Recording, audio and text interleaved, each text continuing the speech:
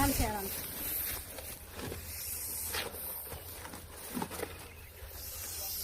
फार quick action घ्यायला लागली, पळत होता घोणस, त्यामुळे काय व्हिडिओ वगैरे लवकर बनवला नाही आम्ही. आणि त्यांच्याशी बोलताच साप जात होता, त्यामुळे पटकन त्याला पकडावं लागलं.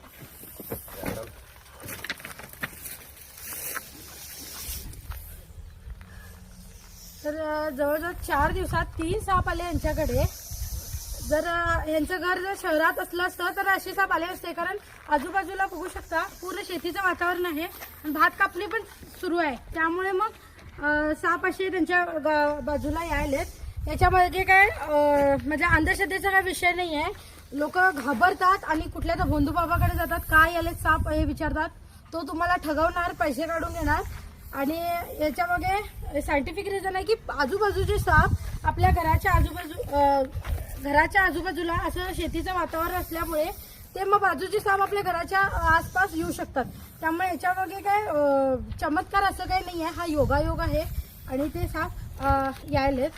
तर भीतीचं वातावरण असं जर झालं तर भीतीचं वातावरण मग आपल्या आजूबाजूला निर्माण होत आहे. घोणसचं मेटिंग सीझन सुरू आहे आणि त्यामुळेच मग घोणस जास्त सापडालेत. आता आज 4 साप घोणसचेच होते, 4 कॉल आम्हाला घोणसचेच होते, म्हणून घोणसचे साप आपल्या आजूबाजूला त्यांच्या आजूबाजूला येत असतील. तर सांभाळून राहा. मेटिंग सीझन आहे, ऑक्टोबरपासून फेब्रुवारीपर्यंत याचा मेटिंग सीझन असतोय, त्यामुळे काळजी घ्या. कारण हा साप किती डेंजर आहे तुम्हाला माहितीच आहे. आशिया खंडातला 2 नंबरचा डेंजर साप, कारण आफ्रिका मांबानंतर याचा नंबर लागतोय चावण्यामध्ये, त्यामुळे फार खतरनाक पद्धतीने तो चावतोय.